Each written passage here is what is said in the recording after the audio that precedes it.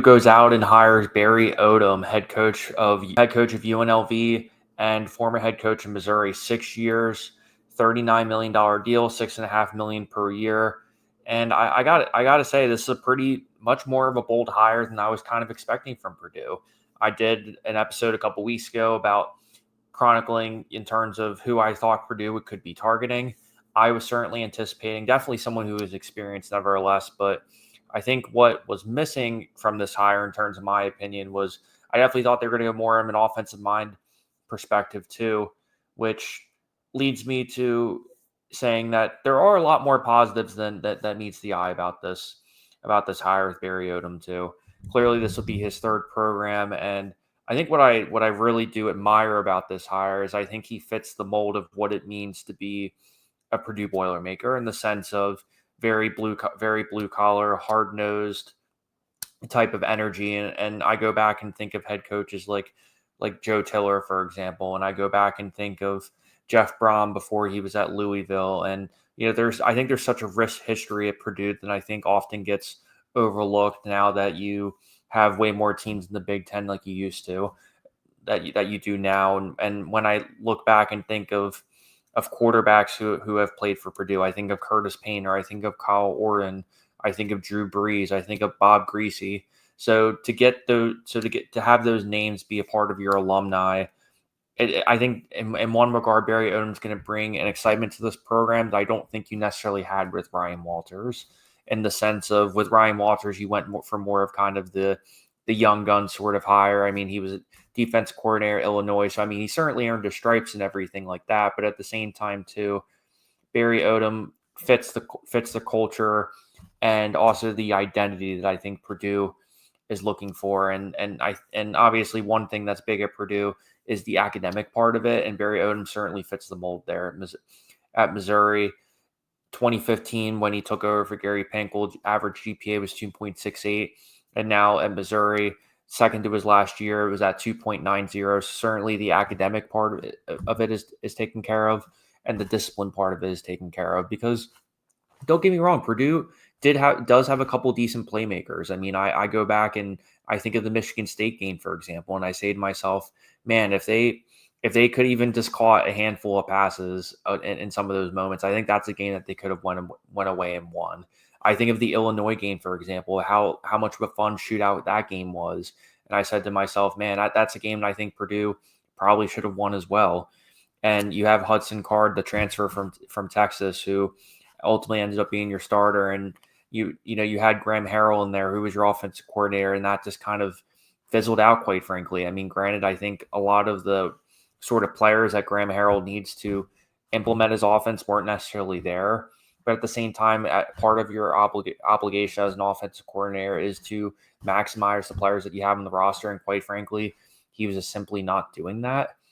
And in terms of Barry Odom, I mean, he's the thing is about Barry Odom is a couple things. I mean, I think first and foremost, one of the big questions I have about him is who's he going to bring in as offensive coordinator. I think if you're going to bring in a guy like Barry Odom, I mean, you have to imagine that Brandon Marion, who is his offensive coordinator at UNLV, is more than likely going to be the guy that he brings over as his offensive coordinator. I mean, I highly doubt Dan Mullen's going to keep him on his staff. I mean, I think it's up to Dan Mullen. He would call plays himself. So that opens up the door for Brandon Marion to come over to Purdue, especially thinking to yourself that, at least initially, I thought they would promote Marion as their offensive coordinator, as the head coach. So I was certainly surprised on that end that didn't happen.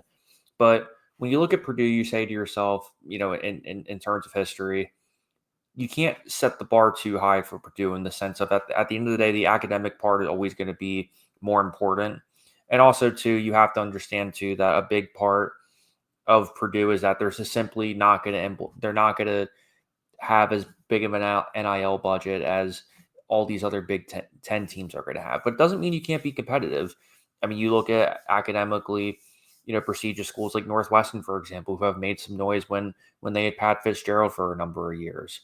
But at the same time, you have to say to yourself, the ceiling at Purdue is, if you're Barry Odom, if you can take them to a handful of bowl games, maybe have an 8, 9, possibly 10 win season, maybe every once in a while, it probably is success. I mean, you have 6 years, so you have to say to yourself, you would imagine that they're going to give him the time to be able to implement his culture, his identity, being able to really train and develop some of these players too. Because the one thing you have to think about in terms of Purdue is they're not going to have the ability to attack the transfer portal some of these other schools have. So, but you see that even at UNLV and Missouri too, that he implemented a lot more of a sort of a player's coach, in the sense of he really values being able to develop players, really being disciplined, playing really strong defense. I mean, even if you look back and you think of Barry Odom's off defenses when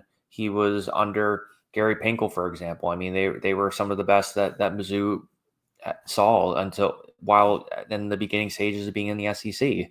So you think to yourself too, I mean, solid defensive mind who turned the Rebels around really quick. I mean, when you win 19 games in your first two seasons, I mean, he was decent enough at Mizzou, but at the same time too, I mean, when you're a younger coach, and it was now 6 years later, you've learned a lot going from Mizzou to UNLV and now to Purdue, in the sense of I think Mizzou and Purdue also kind of share the same sort of culture, in the sense of very blue collar, sort of Midwest kind of feel. And in the sense too, you're going to have very similar problems at both places too. But I would say, at least to me, the big kind of contingencies or things I worry about in terms of Barry Odom. He's a decent enough recruiter. I mean, he's not the type of recruiter that you're going to sit there and say, man, he's going to flip this around in 2 years. This is more of a, hey, we're going to have to see results in 3 to 4 years from now. But Purdue has shown, for the most part, that they've been patient enough with enough coaches.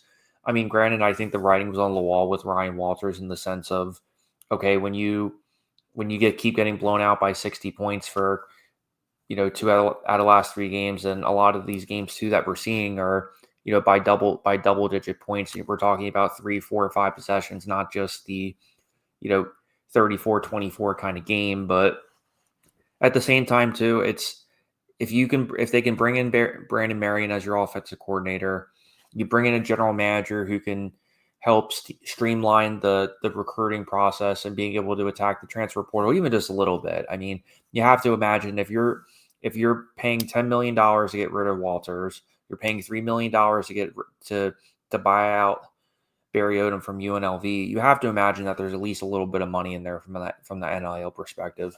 And even athletic director Mike Bobinski said this too, is in the sense that they're wired the same way. They have the same sort of feel. They look at college sports in the same sort of lens, which is one reason that does get me excited about this hire. But at the same time, if you look in terms of what this program really needs, I mean, you would think a lot of the time when you go for a young defensive guy, you might go for an older offensive guy.